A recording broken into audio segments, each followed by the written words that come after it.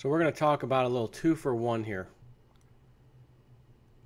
One of the most fascinating ancient empires that was the king of everything, the whole world at the time, you know, the top dog, the Roman Empire. It's one of my favorite because they were one of the best at recording history then, so we can find out a lot about how things went. Remember, the United States and the Roman Empire, if you actually got a chart side by side, you know, Roman Empire did this, United States did that. Roman Empire did this, United States did that. Roman Empire, you would see check, check, check, check, check, check. And we all know how the Roman Empire ended. It finally collapsed. Didn't collapse overnight. It lasted, you know, hundreds of years, technically speaking. But it was the powerfulest country at the time, had the best technology. I'm about to say the most powerful country at the time, had the best technology, you know, running water, I mean, all that stuff. Baths, hot baths, everything out there. So what happened? Where did it go? Why did it collapse? And I've mentioned this numerous times. Pensions were a huge role, played a huge role in the collapse of the Roman Empire. You might even could argue that if it didn't happen, they may not have collapsed. Then again, history doesn't show any empire that has lasted forever. So there'd be some other reason that it would have collapsed. But pensions are one of the number one, at least the top three, cause for the Roman Empire to collapse. I'm going to get into that in a second. The other one, Michael Snyder's blog, the Economic Collapse blog, he's got an article, Broken America. Is this the beginning of the end of the United States, for the United States of America? And I'm going to save that because I feel like we need to talk about the pension problem first and how it devastated the Roman Empire and what it led to and what they did to try to stop it from happening, from its collapse from happening. And you'll see there's some similarities these days. So this is from Sovereign Man, Simon Black. The world's first pension crisis. In the late 15th century BC, the government of ancient Rome came up with a new idea that has lasted for thousands of years. I'm not talking about their roads, Republican form of government, or water sanitization. Their bold idea was to start paying retirement benefits to Roman soldiers. This was a pretty big deal. In ancient times, you worked until you died. There was no such thing as retirement. But under the Premia Militia, retired legionnaires could be secure in their futures when they completed their service to the Republic. And by the way, 20 years was the normal from what I understand. Have you heard anything about modern pension?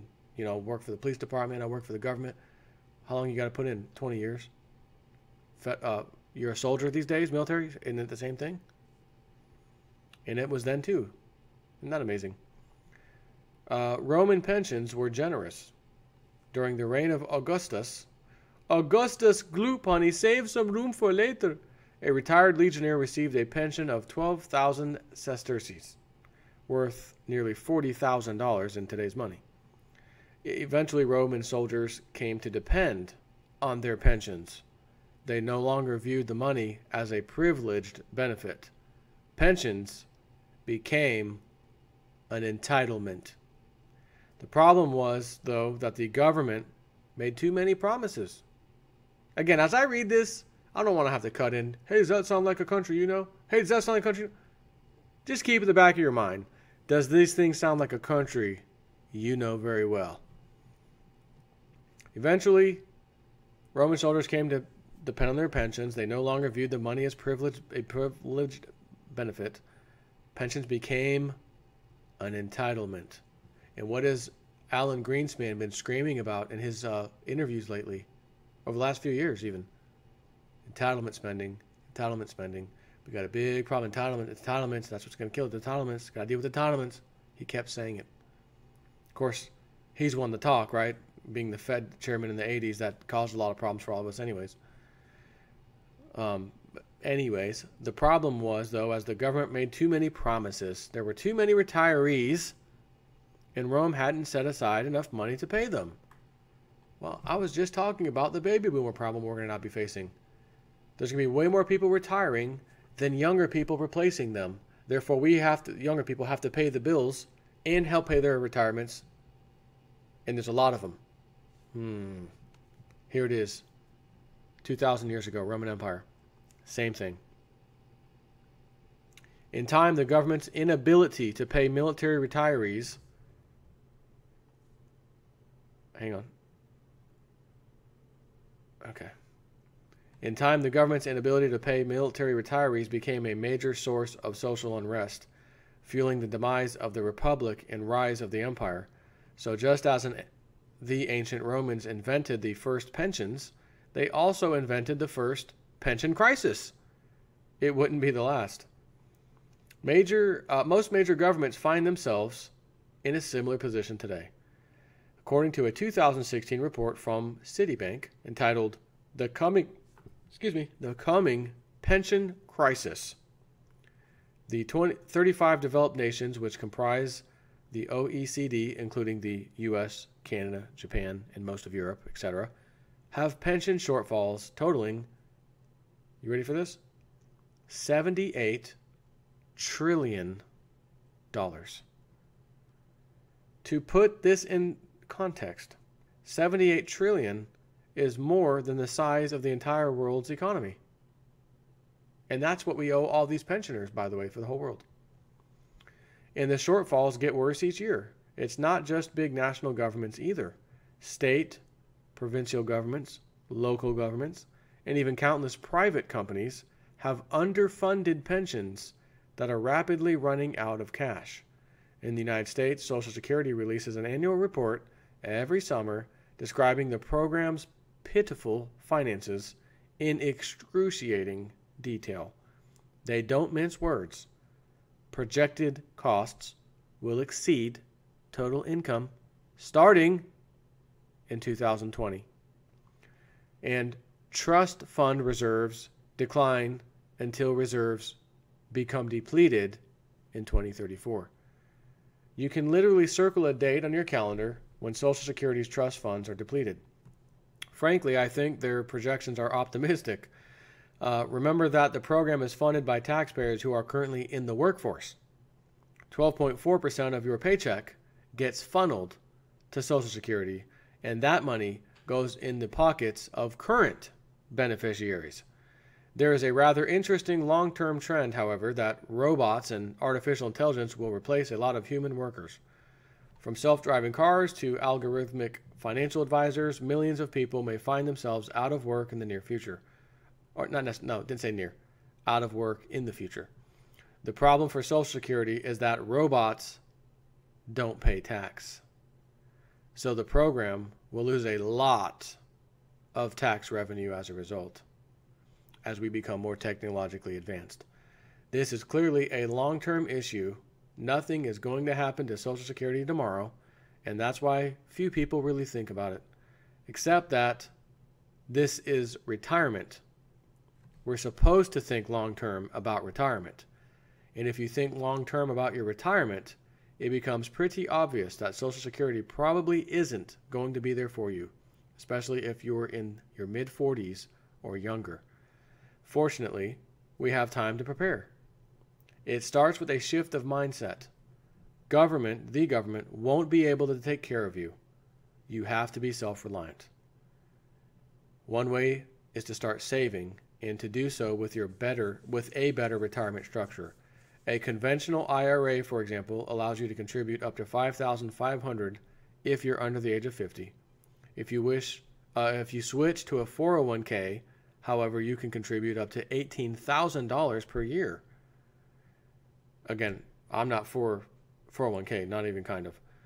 Or if you own a small business, you can establish a SEP IRA, SEP IRA, and contribute potentially up to $54,000 per year to your retirement.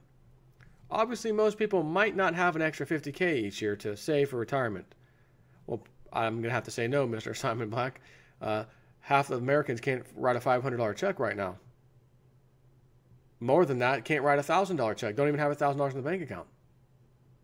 So yeah, it's going to be pretty hard for them to do any of this. But just putting away an extra $1,000 per year can result in a difference of more than $100,000 when compounded over 30 years. Even more importantly, think about establishing a much more robust retirement structure that allows you greater flexibility in how or where you invest. Most retirement plans are confined to your backyard. If you have a U.S. retirement plan, you're allowed to invest in government bonds in the U.S. stock market.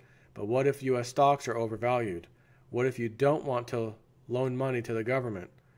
With a more robust structure like a self-directed IRA or solo 401k, you'll be able to open up an entire universe of new investment opportunities. Private investments, cash flowing royalties, cryptocurrencies, high interest foreign bank accounts, safe, secured lending opportunities. All of these options are available with a more robust retirement plan, allowing you a chance to generate higher returns without the cost of paying some Wall Street firm to manage your account. And every single one of them that managed everybody's account in 2008 and 9 all showed that they couldn't save you. These so-called experts, we got the smartest people in the world, we managed $180 billion of capital.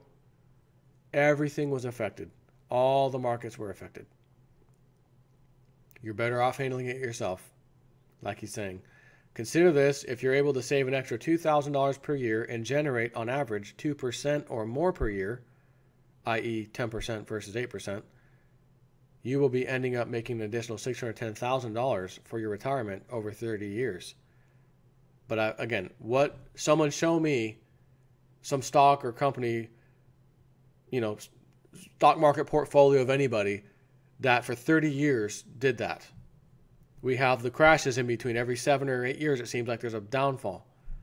So again, if you could control it, we're around that time frame, and I'm listening to old Jason at 4, and boy, oh boy, is he releasing the videos with the fury these days. The pensions are in trouble, the banks are in trouble, stock market's overvalued, debt ratio is massive. I think it's time for me to park my money on the side in cash. And since I handle my own 401k, I can do that whenever I feel like it. Whereas you can't if it's at work and they use Fidelity or someone else to manage it. And then you can sit back and then the crash happens. Let me get in now with all the money I've accumulated over the last several years, back in the markets again, and then they rise up exponentially. So you have great returns. The key is you have to figure out when to get in and when to get out. I'm not talking about day trading, get in and get out month to month. We're talking general. I can see there's a problem on the horizon. Maybe I missed it by a year or two, and I kept my money out on purpose. Or maybe took half your money out, set it on the sides, let the other half stay in. And then when you really see things getting shaky, pull the rest of it out. Market goes down, get back in the market, ride it back up. You have to control that. These so-called experts, these people, Fidelity, we got the best. No, they don't. If they did, why do they constantly jump out of windows and kill themselves whenever the markets crash? Why are there scandals and schemes coming out every time the markets crash and they're finally exposed? Not Fidelity, but other companies are exposed. Bernie Madoff, MF Global, all this stuff. The so-called experts. So that's Simon Black's little speech there.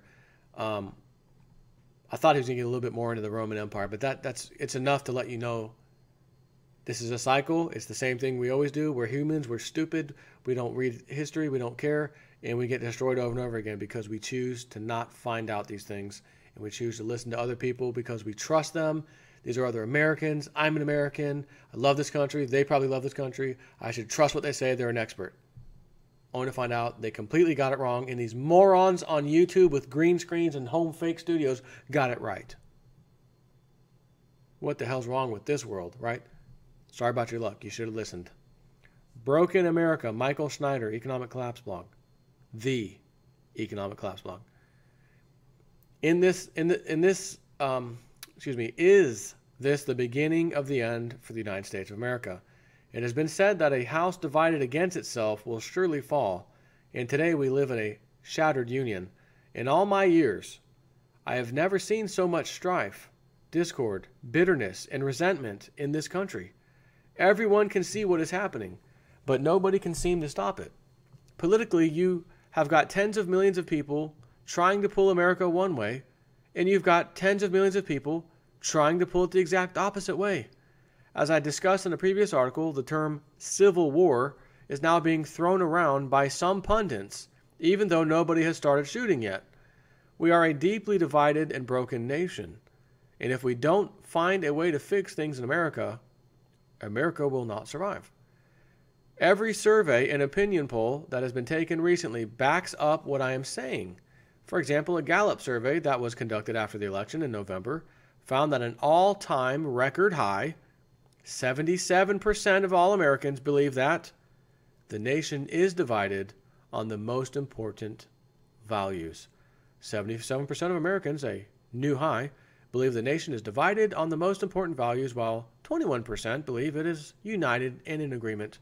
Over the past 20 years, the public has tended to perceive the nation as being more divided than united, apart from 2 surveys conducted shortly after the 9/11 terrorist attacks.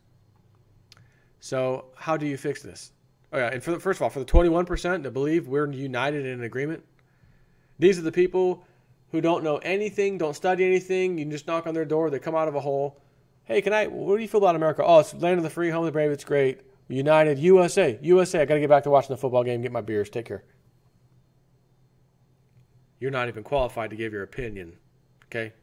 Not 21%. So how do you fix this? Nobody can force half the population to suddenly change their views on the most important issues of the day. Earlier today, I wrote an article about how America is becoming a politically correct madhouse, and there really is no compromising with the forces of political correctness. Either you get in line or you are the enemy. Once upon a time, the values enshrined in the U.S. Constitution by our founders united us. But today, about half the country has completely rejected those values. Those that would like to restore our constitutional values find themselves diametrically opposed to the agenda that progressives, also known as liberals too, are trying to shove down our throats. And personally, I don't see much room for compromise between the two sides. Given enough time, one side would ultimately vanquish the other side, but I don't know if America has enough time left for that to happen. There were some that had been hoping that our new president would unite the country, but you can throw that idea right out the window. According to numbers from public policy polling, nearly half the nation already wants him to be impeached. Again, that's assuming we can even believe these polls in the first place. We saw what the polls did last time. Hillary's 95% chance she's got this. It's over. Oh, shocker, he won. The political divisions in this nation are just going to grow worse and worse. But just because we vehemently disagree with someone politically does not mean that we should hate that person. I know that it can be infuriating to see some politician get up and start spouting off ideas that would be extremely damaging to this country. But if we choose to hate our political enemies, we become part of the problem. It is easy to love someone that agrees with you about most things. The real challenge is finding a way to love those that believe things that you may find truly repulsive. Yeah, good luck. I'm going to tell you right now, good luck. I'm not going to, it's hard, Could I really love Hillary Clinton? Yeah. Some of her super liberal left supporters? No. Unfortunately, the hearts of most people have grown cold in America as hatred, anger, and frustration continue to grow. Speaking of the tolerant left, it's only a matter of time before we start seeing more outbursts of violence. Rioting, looting, and civil unrest are going to become commonplace in communities all over the U.S., and eventually some of our major cities will burn. In my latest book, I warn that the thin veneer of civilization that we all take for granted will disappear, and thousands upon thousands of Americans that can see this coming are already fleeing the big cities. What particularly disturbs me is when I see people that are supposed to be on the same side fighting each other. If you are around someone long enough, eventually they are going to do or say something to offend you. None of us is going to agree 100% on everything. And it's a horrible shame to allow one disagreement to ruin what should be a great relationship. I want you to think, how many times or how many people do you know, God, this freaking liberal friend of mine, Democrat, my mom's friend, whatever, she's continuing every day on Facebook, so finally I replied and got into this huge battle, and she unfriended me, and now we're not friends anymore. Don't want our kids coming over there. How many of you have either A, personally experienced that, or B, know somebody who has, or family, friend, someone who that happened to, or maybe the one that did it to somebody else. While we sat back and listened to this crap, lies, nonsense, oh my God, finally I can't take it more. I'm going to reply to this idiot. Reply, I'm unfriending you, you're a bigot, you're an Islamophobe, you're... Whoa. And then the relationship's gone, which is why my wife refuses these days to reply to anybody anymore on Facebook like she did leading up to the election to try to show these people you're spewing lies. This is not even true. This is not even true. That never even happened. And one after another, boom, boom, boom, boom. Unfriend. Don't want you hanging out. You know, our kids don't want to hang out. Well, our kids want to hang out, but the parents don't want it anymore. And you know what? Fine. If I'm going to sit here and take your crap and take it, and you're posting this for all of us to see, and then I reply, quit spamming my page. Quit spamming everybody on your friends list every day, idiot. All I did was reply once. Anyways, if you do not learn to forgive, every relationship that you ever have been in your life will ultimately fail because everyone is going to let you down at some point. And you may think that you are making the other person pay the price for refusing to forgive, but the truth is that you will be the one that will be ending up suffering. Even medical science has found that there are health benefits to forgiving, and that unforgiveness can actually help bring on serious illnesses. The following comes from the official website of Johns Hopkins Medicine. There's enormous physical burden to being hurt and disappointed. Chronic anger puts you into a fight or flight mode, which results in numerous changes in heart rate, blood pressure, and immune response.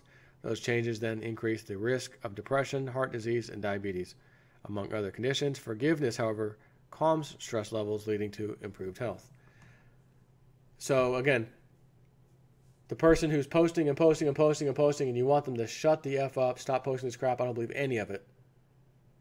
And then you just one time reply, they blow up and ruin the relationship and it's over. So you're supposed to just take it, bend over, take it like a man, and don't say anything back. Because if you do, they might be so pissed off, they're not going to forgive you, and then your relationship's over with. So then what? I have to ask Michael Snyder, then what? I've taken it. I'm here to see the post every day. I don't want to reply because I know how this will end. What do we do? Nothing. Just let the crap keep rolling. That's the only solution, and it's not a solution. My solution, Facebook, F off. I'm off of that turd. There are people that are reading this article that need to pick up the phone right now and apologize to someone that they have been refusing to forgive. Yes, without a doubt, that would be difficult. But you must just be surprised how much grace a little humility can unleash. You may not be able to fix your broken nation, but you can certainly fix the broken relationships in your own life. And if millions of Americans decide to choose love and forgiveness rather than hatred, anger, bitterness, and resentment, it would most definitely have a transformative effect on the entire country.